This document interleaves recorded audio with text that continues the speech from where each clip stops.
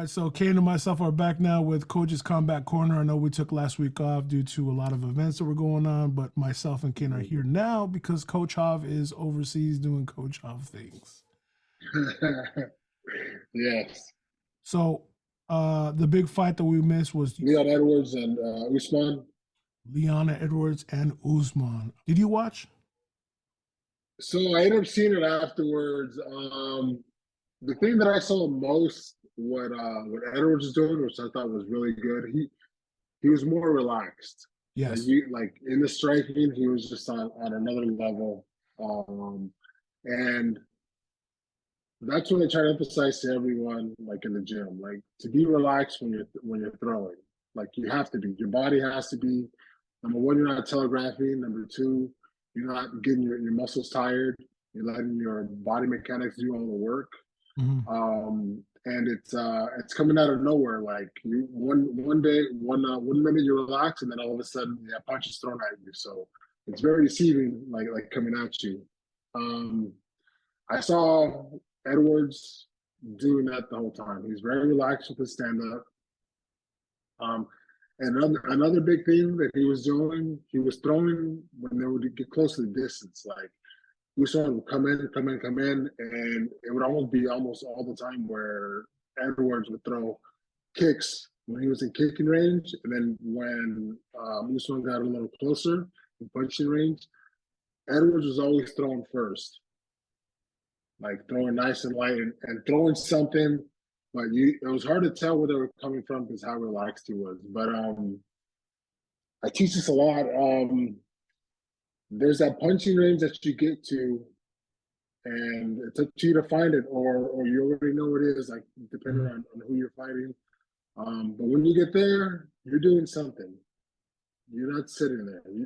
Number one, you're not waiting unless you're counter striking.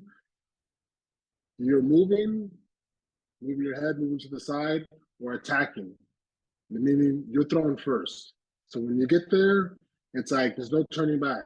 Yeah. It's like you're doing something. You're throwing, you're moving, unless you're counter punching, which is a whole nother story. But when you get there, you're throwing, and then that's what I saw Leon do a lot. It was right there. He would throw his hands. Even before that, he was throwing his kicks. And man, all those kicks, like people think it may be easy to kick, but dude, when you kick, like your leg gets jacked up so much. Even though if you're hitting something like softer, like you really are hitting the body. You're hitting muscle tissue and then bone. Like that messes you up as well. So, but Edwards was doing that perfectly, like nice and relaxed, or at the right timing, throwing stuff, constantly throwing stuff. That does a lot of things to the guy coming in. The guy coming in has to worry about, like something's gonna come to me. It doesn't let them get in the rhythm. If you just walk in the punching range, nothing gets thrown at you, then you get a lot of courage in there, But when you start throwing, when the guy's coming in or in that punching range, you discourage the other guy, right? Big time. You throw him off his timing. Now you have to worry about your stuff versus really getting into his own groove of like throwing punches. So there's a lot that comes with that, with throwing first, and obviously the relaxation, and then with being relaxed, the punches come out so quick, and you're not straining your muscles, so you're able to go, do that hard fight if you have to. Do you think those body kicks that Edwards was throwing had a big effect on how Usman performed? Not only that, but it seems like he didn't actually get a chance to take off on his game plan on Usman's end. Yeah, throwing that stuff. Again, if you don't get a reaction, like there's ways, like if somebody throws a body kick on me, I'm either trying to catch or I'm trying to make the other guy pay for that. Right. But if I don't do any of that, then the kicks are coming out really fast. Obviously, if they're hitting like an arm and the body, that's gonna take some damage. You know, it is. You know, after a while, your arms are gonna get beat up a little bit. If they're hitting your sides, your torso, that's gonna do some damage there. But if they're so quick, you can't even catch them, you can't even react off of them. It's more of, again, throwing the timing off your opponent. Right. Like he's not being able to be set to do something in return because that stuff is coming off so quick. Yeah, Leon's kicks were just so fast. Mm-hmm. He had no time to react. Yes. And it seemed like Yep. Usman was a little scared to get caught with that head kick again because he was going leg kick, body, and then he went up high a few times. And it just, Usman just seemed a little apprehensive.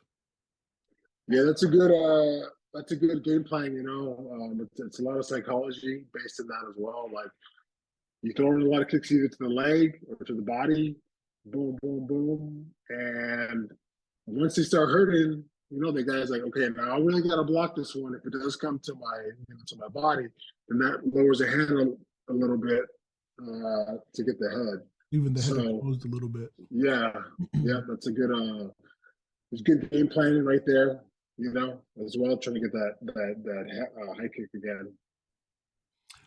So let's say you were in Usman's corner. What's next? What do you advise? As far as what? As far as coming up? As As far far as as another fights or maybe training. Training. Obviously, I would say beat him. You know, because he was coming forward. I would say you have to throw first. When you get in there, you have to throw first. Which he was doing sometimes. But Leon, he was just so good on the stand up. You know, it wasn't doing much. Usman was throwing one to two punches, you know, and then going into the wrestling. Depending on if they worked out or not, I would have said as well, because he stayed in that double leg position on the fence a lot. Yeah. And I saw him do it once to switch to a single and dump him. I would have said that'll work on that. Going to the double, you get chopped up against the fence, go to that single leg and start dumping.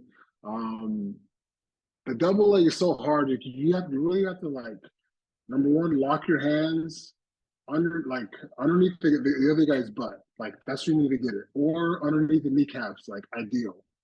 Right? So you have to like lock your hands there, and then it takes a big like heap of strength to like pull back and lift them up off the cage, right? Because you want to get them away from the cage to have them go down. So guys being pressed up against the cage, like it doubles their weight, you know? Like it just makes it that much heavier. Again, you got a long fight, you want to conserve the energy, you want to have everything right technically. So for me, and what I teach is to go in, double leg's not there, like it's okay. You don't have to like, it's not make it or break it. It really isn't. Go to that single leg, you know, dump them from there, or chain wrestle from there. Dump away from the cage. It doesn't work. Switch in to a trip. Lift that leg up high. Like so, there you got to chain wrestle. You got to do a little bit of work to make it easier on yourself, right? To get that takedown. So I would say that. I would have said, you know, you got to throw first when you're there, and then either go into the wrestling or fake the wrestling, but just throw a little more things, you know, to get Edwards to mess up his timing. Right. So what can you do to mess up his timing? And that's normal. Throwing first. I'm sure he's gonna be really comfortable there. But then those shots, those fake shots, like really going for like having Edwards go up and down kind of thing, you know, have those hands go just a little bit lower. And what do you have upstairs? You have something upstairs, or you know, the reshot. And again, that's different combinations, you know, up down kind of thing. But it's again, you're throwing him off. He's reacting to you. you're controlling the fights how you want it, Yeah. to play. You're controlling it. I'm controlling the other guy, and I'm controlling myself. I'm controlling what's happening in the fight. Right. So Yeah. Dana White announced that Leon Edwards' next opponent, no matter what, Colby Covington. How do you see that, and do you like that matchup? Yeah, I like the matchup. I think I think it'll be a good matchup. I think Edwards is doing so much better on the wrestling. Mm-hmm. Definitely. He's really like dedicated himself to the game of wrestling, where he's doing different things and seeing different opportunities to get his offense in. Right, it's not just working on his defense. Like he's actually like doing some stuff to work on his offense. Um, I think his stand up is very good. He's nice and comfortable there. He's nice and fast. He doesn't wait around. He looks for different shots. Um, so I think the matchup would be great. Kobe having a good stand up and having good wrestling as well. So All right. okay, Oh, I'm go ahead. I'm really watching. I'm really watching like Pokemon right now. Pokemon. Like, dude, all day. I'm Pokemon. playing Pokemon Go. My son just gets me into Pokemon, man. This dude watches videos on YouTube of Pokemon all day. And I gotta learn because he's up to here with it. Yes. And I'm seeing the names wrong and shit, and I don't even know what's what. And he gets mad at me. He's like, "Why don't you're saying the names wrong?" And I'm like, "I'm sorry, I'm just not as good as you. I'm trying." So now you got to learn So the Pokemon game. yeah, dude, I've been doing it for a while, but it's been good. Like I'm I'm getting good stuff from it. I'm learning the world. I see how it translates to what we're doing here. Yeah. You know, um, Does anybody look at you and funny while you're out there looking for Pokemon? I don't know. No, like, Past really? I'm past that. Like What the hell I, is this guy I doing? even like some of the fighters in the gym, like one of them, I was talking to them about doing a community like battle. And one of them was like, "Oh, you play Pokemon?" Like I was wondering about getting into that, but I felt weird about people looking at me doing that. Yeah. And I told him, "Don't care what other people think. Like never. Like do you? If you liked it when you were a kid, like it now. Like it doesn't matter. Nobody, don't care what people think." So How me, deep are you going obviously, into Pokemon? oh, dude, like, Are you going like the bro, NFL player that stopped playing NFL and just went online strictly trading cards? There's a guy who quit oh no, NFL and that's all he does. not not yet because I don't know that yet. And not to say that I will or not. Like I don't know. I'm just taking it in. Like it's something for me and my son to do. Yeah. Like I love that he gets the different elements of like the earth, and he knows what beats what. He knows what different things evolve into, and it's just like us, right? We are always evolving.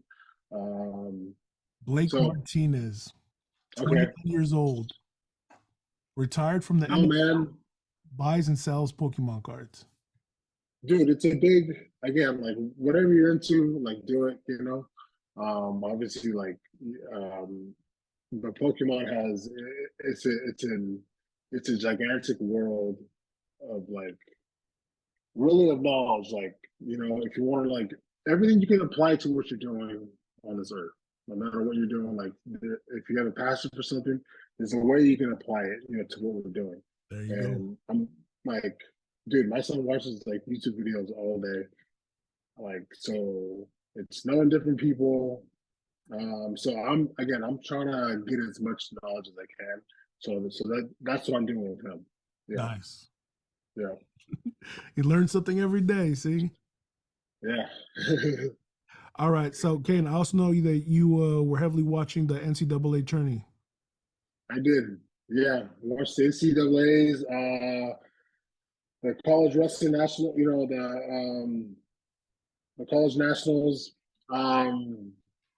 It's always a great tournament to watch. Like, Yeah. if you love competition, if you love, yeah, just competition in general. It's funny. Last year, I was in jail watching it, so it was a good thing to like be at home, To watch watch it it. from home at your Yes, comfort yes, with your yeah, favorite popcorn or snack. yes. So, um, What do you take away from the NCAA tournament? I take away that from NCAA tournament always that it doesn't matter where you are in the rankings. Like, anybody can get it. Like, anybody can win this. Like, anybody can win the tournament, right? So like anything's possible. Like, it doesn't matter if you rank number one, if you rank like 15. It really doesn't matter. Like, it's all everyone's 0-0 now. Going in, obviously, like the top guys usually do win, but you get a lot of upsets throughout the tournament, and that's just what comes with it because they stated a lot in the tournament um, that the regular season does not matter; it matters in this tournament, and that's what it is. And I think of that as a fight. Like, anything can happen in a fight. It doesn't matter rankings or anything. Like, it doesn't matter. One move, one thing can change the trajectory of the fight or the match. So I get that from it. Like, it doesn't matter where you are. It's how Anybody you can finish. lose. Anybody can win. But at that moment, those 3 days is when you gotta bring it. Like, that's when you bring it right there. And some people do, man. Some people, that were the year before, that where they were number one, the champions, and some people got beat. That's just the way it goes. Um, but I guess what I can take from it, like as far as like technique wise, where I saw some guys get into some trouble, and I talk about this at AKA a lot. When you have control of a guy, um, and he doesn't move on you, whether he rolls or does some kind of Granby, um, there's a point in time where you gotta really just let it go and kind of like go with the flow versus being attached to somebody and Rolling letting them kind of throw or letting them roll, and then now what are you doing? Now you're along for the ride versus letting it go, having them just kind of move, and you just kind of like float on top of them, kind of thing. So it's I talk about this a lot, man.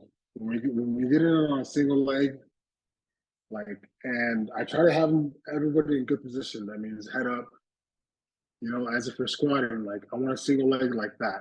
I don't want a single leg with my head's down and now I got somebody's weight on me. right. I get to a place like that where it's a lot of work.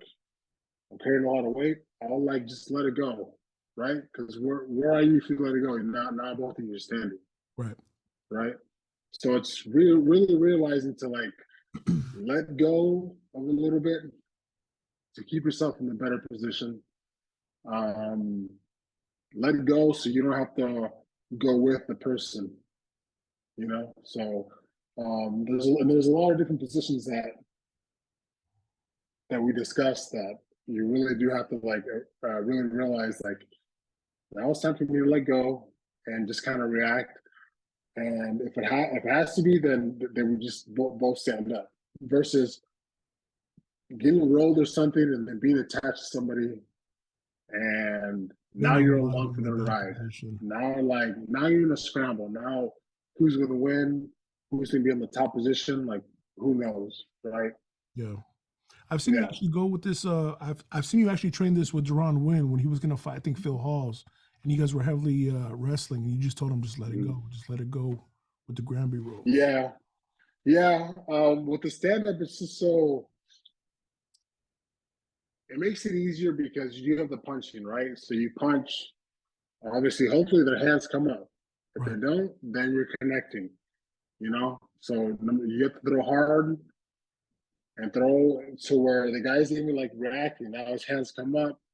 Now you can get to that leg, Mm. right? You get to that leg, but you want to be like your back be nice and straight, head up.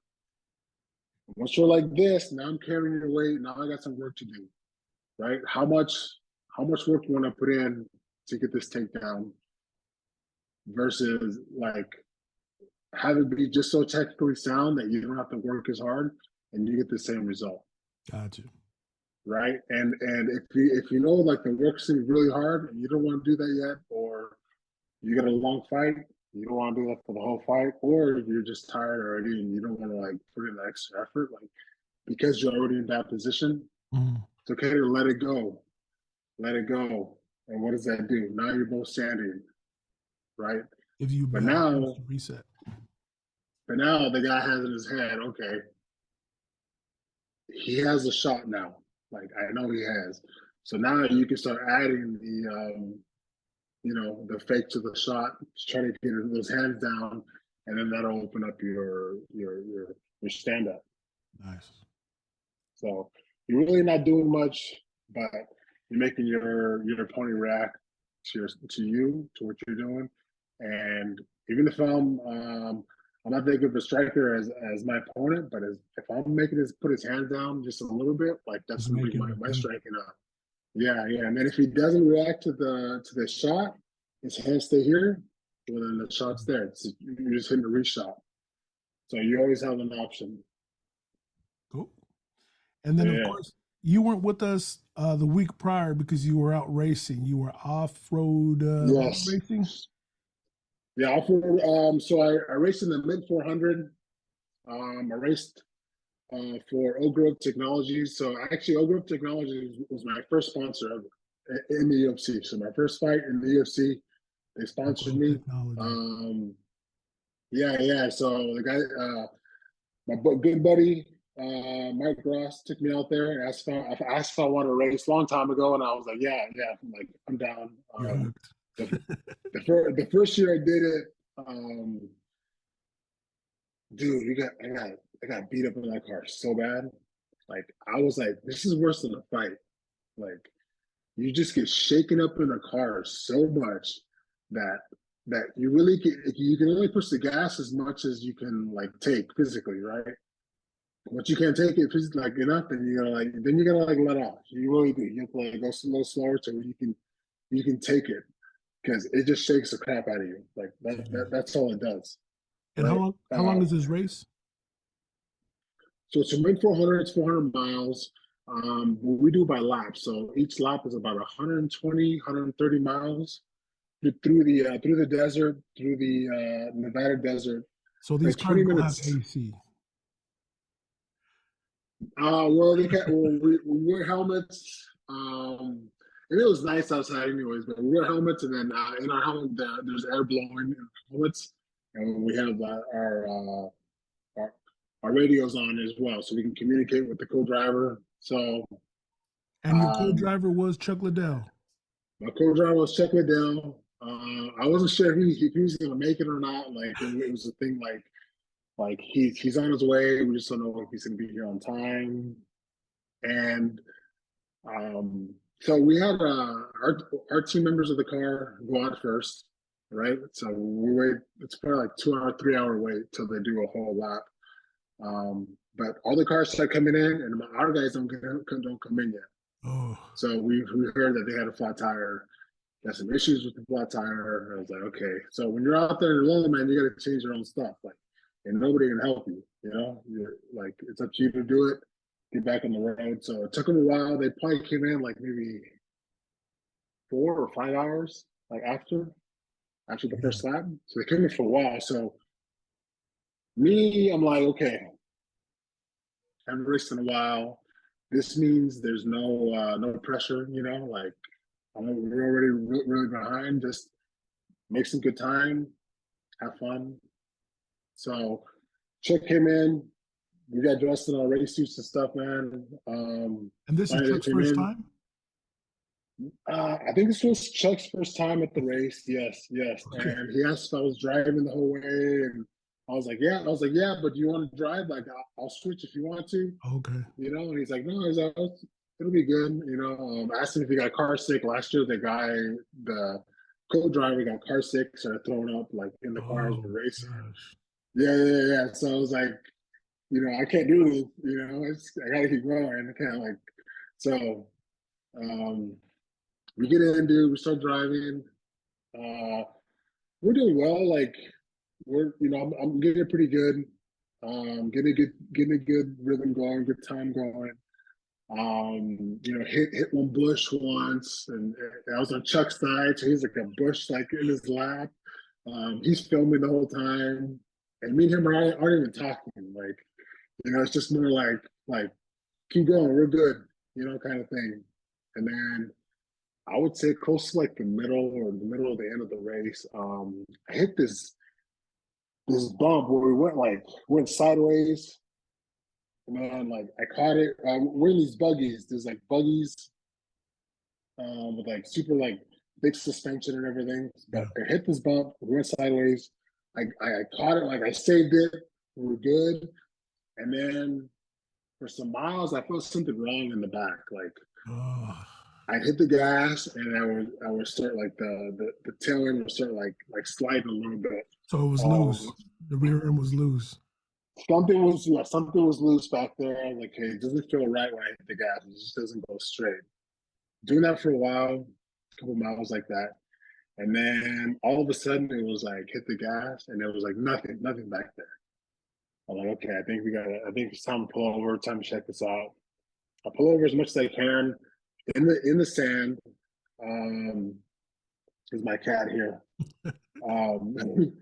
And what happened there was no tire on it at all on the driver's side, the rear.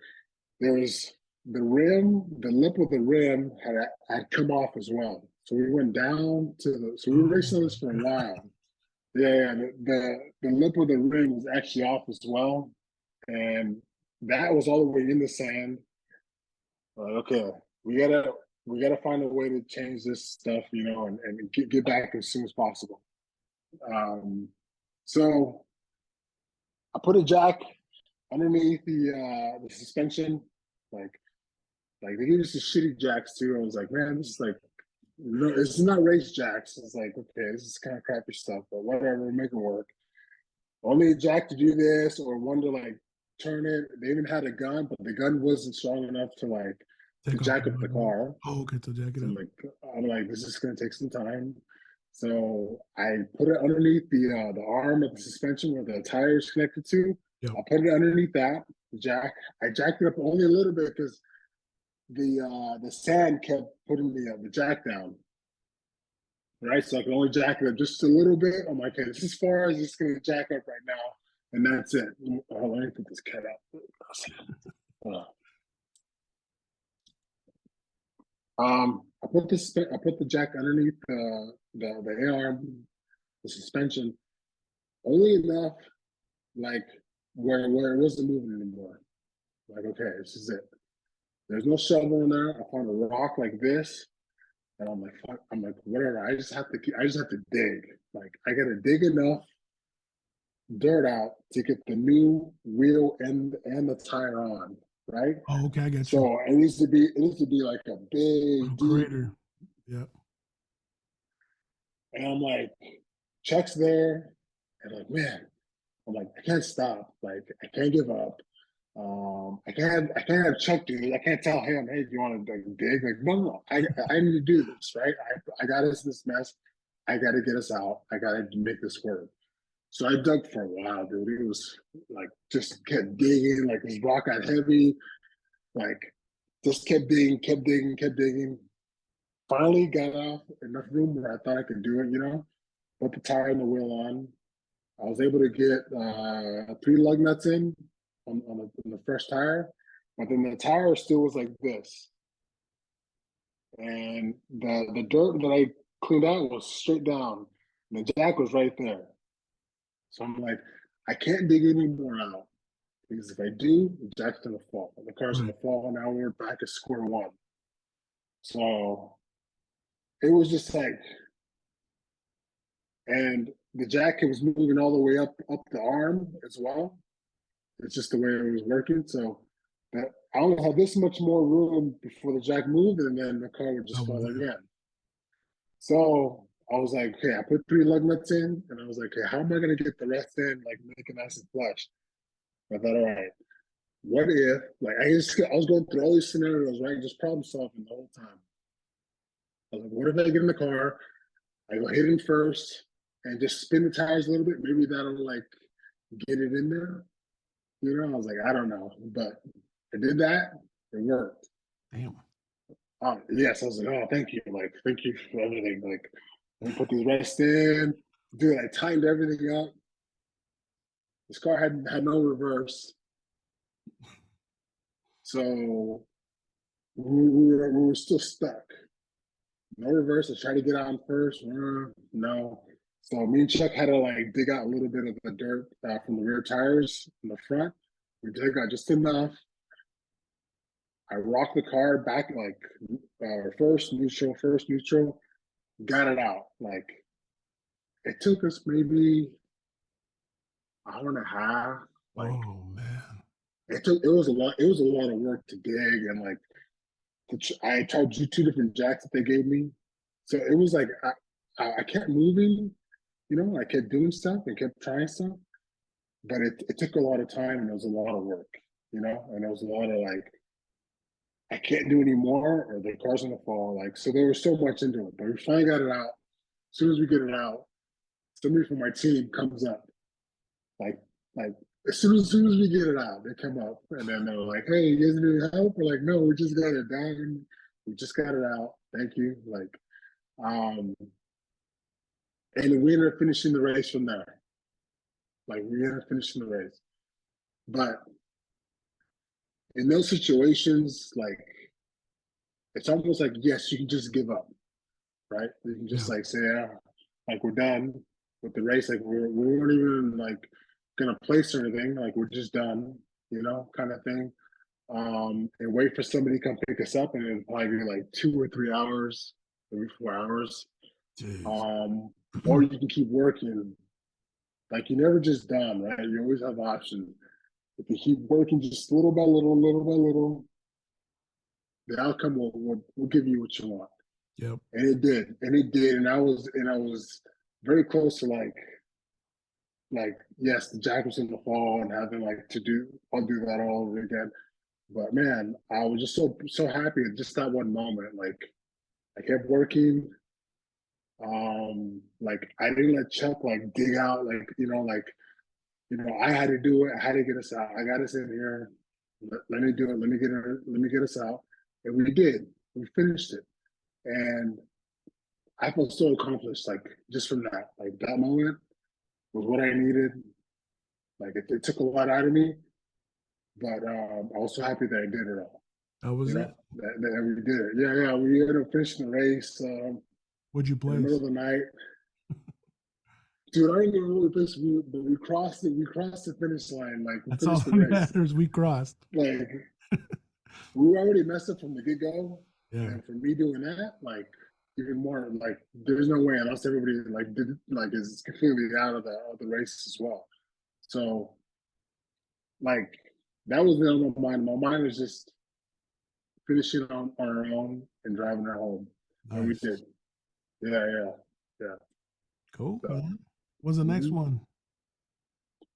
Well, the next one's next year. I don't know if Oak Grove, if they do any other off-road races. I would like to try different cars on the off-road stuff. It's just a good experience, man. You get around a lot of like-minded individuals. Nice. One of the teams that was racing with us was like Green Beret Racing, Oh, and nice. yeah, they're just veterans that come on the team to help out to race. Like veterans that have been through a lot. As as you know, as far as just um, the work that they do, for this country, but um, they get them involved in a lot of different stuff, whether it be like sports, obviously racing. So they work on the cars and they go out there and race themselves. Um, so it's just a good community, but um, yeah, man, it's just all about learning, learning, doing the best you can, having a great experience. and just taking away good things from each experience that you do, and that could be anything you do every day. You know. Yeah. Cool. And we won't take too much of your time, Kay, because I know you're a busy guy, and we've done Yeah. 30 and change. One last question: any wrestling in your near future? Lucha libre? As of right now, man, there's no plans right now. With my situation, because the Lucha isn't doing any shows in the U.S. currently, Ah, right? gotcha. They did one show in the U.S. currently back in November. Um, as of right now, and then that was out of nowhere as well. Normally, they only do their shows in Mexico or in South America. Mm, Um, I think with more time that that I'm working, helping others, and just doing everyday stuff. I think I will be allowed to hopefully soon go overseas, go to another country, and be able to do some of that stuff. But gotcha. um, anytime in the near future, if they do a show in the U.S. for sure. You're But there. yes, yes, Cool. All right, Mr. Ken, yeah, thank you for joining us once again on Coach's Combat Corner. We're missing Coach Hav, of course, but hopefully next week he'll be able to attend. for sure. Thank you, Brian. No, thank you, bro. Have a safe one. You too. Thank you.